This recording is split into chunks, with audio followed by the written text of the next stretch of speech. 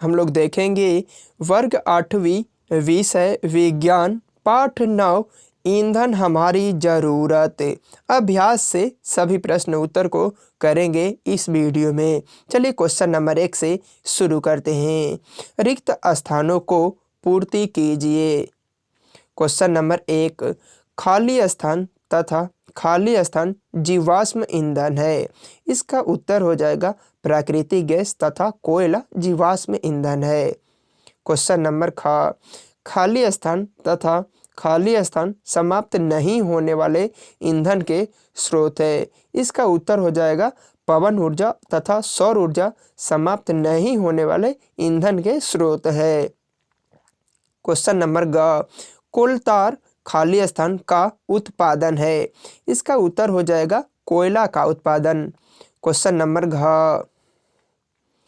Petroleum के विभिन्न संगठकों को पृथक करने का प्रक्रम खाली स्थान कहलाता है। इसका उत्तर हो जाएगा परिसाकरण कहलाता है। क्वेश्चन नंबर वाहनों के लिए सबसे कम प्रदूषण ईंधन खाली स्थान है। इसका उत्तर हो जाएगा सीएनजी। क्वेश्चन नंबर 2, निम्नलिखित प्रश्नों के सामने सत्य या असत्य लिखिए। क्वेश्चन नंबर जीवाश्म ईंधन प्रयोगशाला में बनाए जा सकते हैं। यह गलत है क्योंकि जीवाश्म ईंधन प्रयोगशाला में नहीं बनाया जाता है। क्वेश्चन नंबर कोक कार्बन का शुद्ध रूप है। यह सत्य है क्योंकि जो कोक होता है वह कार्बन से ही मिलकर बना होता है। क्वेश्चन नंबर पेट्रोल की अपेक्षा सीएनजी अधिक प्रदूषण ईंधन है। यह असत्य है क्योंकि सीएनजी कम प्रदूषण वाला ईंधन है। क्वेश्चन नंबर बरौनी में तेल का कुआं है। यह सत्य है क्योंकि बरौनी में भी तेल शोधक कारखाना का कुआं है। क्वेश्चन नंबर कोलतार विभिन्न पदार्थों का मिश्रण है। यह भी सत्य है क्योंकि कोलतार जो होता है वह कम से कम 200 पदार्थों का मिश्रण होता है। क्वेश्चन नंबर 3, कोयला किस प्रकार बनता है।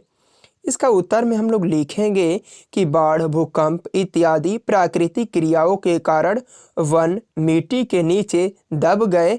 उनके ऊपर अधिक मिट्टी जम जाने के कारण वे संपीड़ित हो गए। जैसे जैसे गहराई में जाते गए उच्च दाब तथा उच्च ताप पर वायु की अनुपस्थिति में अवसादी शैलों की परतों के बीच पौधे धीरे धीरे पीट के रूप में बदल गए और फिर लिग्नाइट और फिर बाद में कोयले में बदल गए।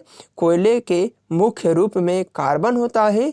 मृत वनस्पति के धीमी प्रक्रम द्वारा कोयले में परिवर्तन को कार्बनीकरण कहते हैं। कोयला वनस्पति के अवशेषों से बना है, अतः कोयले को जीवाश्म ईंधन भी कहते हैं।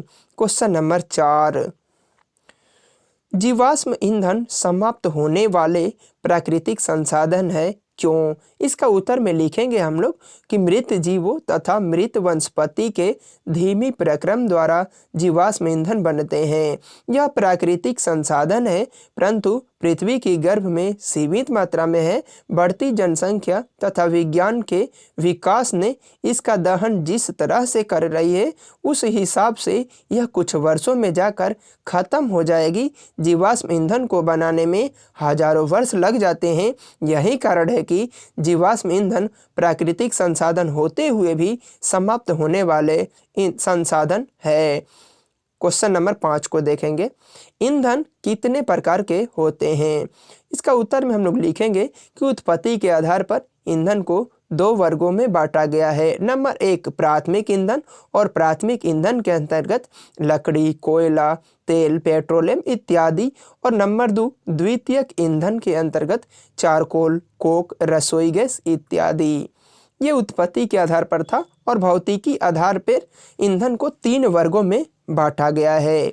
नंबर 1 ठोस, नंबर बी द्रव और नंबर सी या 3 number gas. Question number 6, petroleum निर्माण की प्रक्रिया को समझाइए।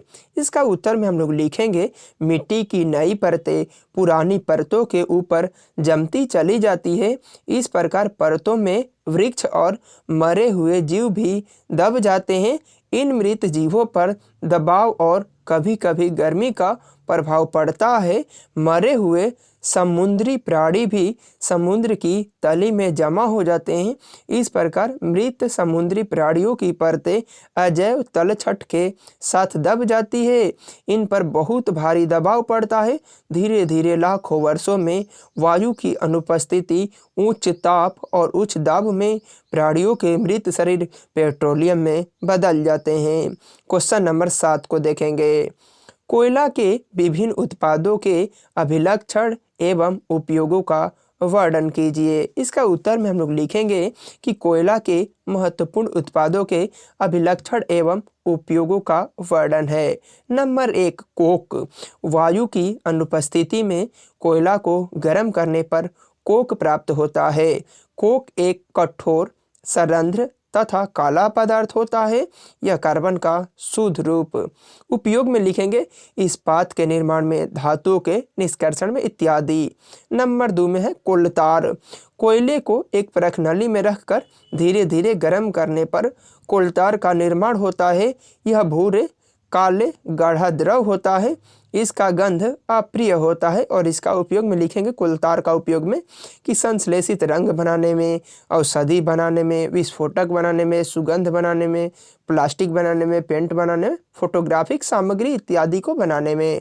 क्वेश्चन नंबर 8, एलपीजी और सीएनजी का ईंधन के रूप में उपयोग करने से क्या लाभ है। इसका उत्तर में हम लोग लिखेंगे कि एलपीजी तथा सीएनजी का ईंधन के रूप में उपयोग करने से लाभ। नंबर 1, अधिक से अधिक ऊष्मा। नंबर 2, जलने के क्रम में धुआं नहीं देना। नंबर 3, वाहन में ईंधन के रूप में। नंबर 4, कम से कम प्रदूषण मुक्त करना। और नंबर 5, प्राकृतिक गैस का प्रयोग प्रारंभिक पदार्थ के रूप में रसायनों एवं उर्वरक के लिए। क्वेश्चन नंबर 9 को देखेंगे अब कि सूर्य के प्रकाश एवं वायु को ईंधन के रूप में उपयोग करने से क्या लाभ है। इसका उत्तर में हम लोग लिखेंगे कि सूर्य के प्रकाश तथा वायु को ईंधन के रूप में प्रयोग करने से हमें निम्नलिखित लाभ है। नंबर 1, सूर्य के प्रकाश तथा वायु असीमित प्राकृतिक संसाधन है, जितना चाहे प्रयोग कर सकते हैं। नंबर 2 में लिखेंगे कि इसके प्रयोग से सीमित प्राकृतिक संसाधनों की बचत, जैसे कोयला तथा पेट्रोलियम पदार्थ। नंबर 3 में लिखेंगे कि इसके प्रयोग से वायुमंडल प्रदूषित नहीं होगा। और नंबर 4 में लिखेंगे कि इसके प्रयोग से खर्च में बचत होती है। और नंबर 5, इसके प्रयोग से समय की भी बचत होती है। क्वेश्चन नंबर 10 को देखेंगे। भारत में तेल क्षेत्र कहाँ कहाँ पाए जाते हैं। इसका उत्तर में हम लोग लिखेंगे कि हमारे देश भारत में तेल निम्नलिखित क्षेत्र में पाए जाते हैं। नंबर 1, असम के माहौर कटिया मोराम में। नंबर 2, गुजरात के अंकलेश्वर में। नंबर 3, मुंबई हाई समुद्र तल में इत्यादि। इस प्रकार हम लोगों ने इस वीडियो में देख लिया है। मिलते हैं नेक्स्ट वीडियो में पाठ 10 विद्युत धारा के रासायनिक प्रभाव में।